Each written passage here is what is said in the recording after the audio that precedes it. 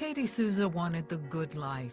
I had all these different preconceived ideas about what the good life was. I thought if I'm working in the entertainment industry, then that's the good life. You know, if I've got money, that's the good life. If I'm famous, that's the good life. Katie pursued her dreams. I really loved radio because I loved music so much, and I thought, well, radio would be really fun, so I got into radio when I was really young, like 17 years old. I was on the air. I moved from Hawaii to the mainland, and I got a job working at CBS television. Started doing camera work there, running audio, and I was having a lot of fun. Acting and modeling opportunities followed, but drug use that began in her teens became a full-fledged addiction that threatened everything. I was doing all these great things on one hand.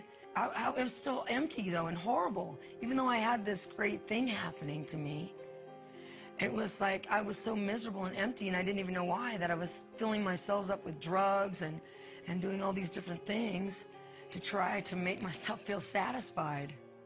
Katie was chosen for a role with Universal Studios, but just before her callback, she went on a drug binge.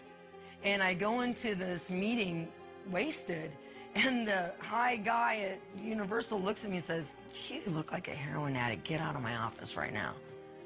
And that was like my last blow. I had gone through all these different opportunities, and I'd blown them all.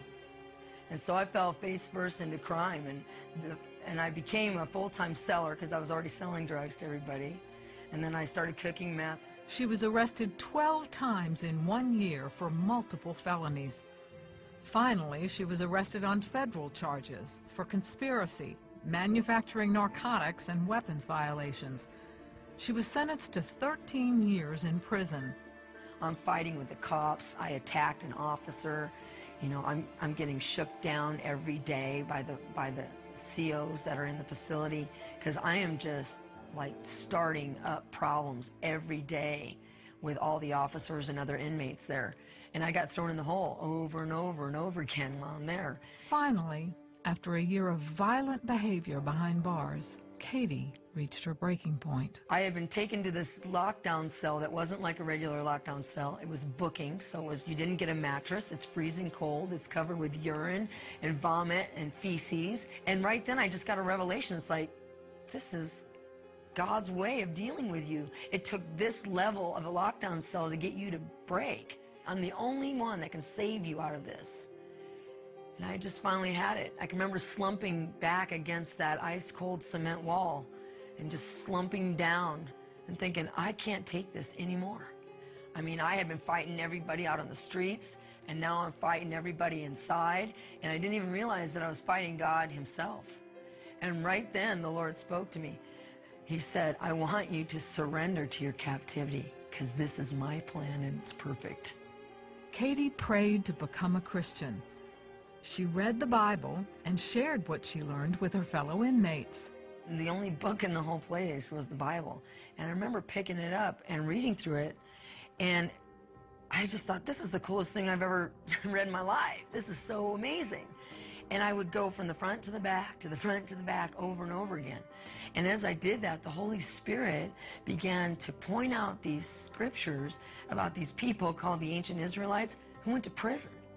And I was going, wow. As I read their story, I was like, man, their story is my story. It's the story of every con that I'd ever known. And I started getting excited about it. And I started teaching it to everyone that I could teach it to. Her tough girl attitude and reputation began to change. The cops are calling our unit the God Pod, because everybody's worshiping God. We're baptizing people in the shower. We're praying. There's this fellowship going on, and this amazing breakout of the presence of God is happening right in the middle of this captivity. After serving 5 years of her 13-year sentence, Katie won her appeal and was released early. She's free now, and her view of the good life has changed dramatically. The good life is having your purpose and having a relationship with God. There's been so many amazing things that have happened to me because I've had my purpose. For one, when I got out of prison, I really quickly discovered that I didn't want to do drugs anymore. You know, I'm so filled up with this relationship with God, so excited about this special thing that God's given me to do, this mission, the book, the ministry, that I had no desire to do drugs. Katie wrote a book about the lessons she learned from the Israelites' time in captivity and how God can use prison time to prepare people for their purpose. He has a bigger, better plan, an amazing plan, where he wants to use captivity to totally give us our dreams, to give us our future. He loves us so much that he's got a plan for it, and it's way bigger than what we thought it was going to be. It's awesome.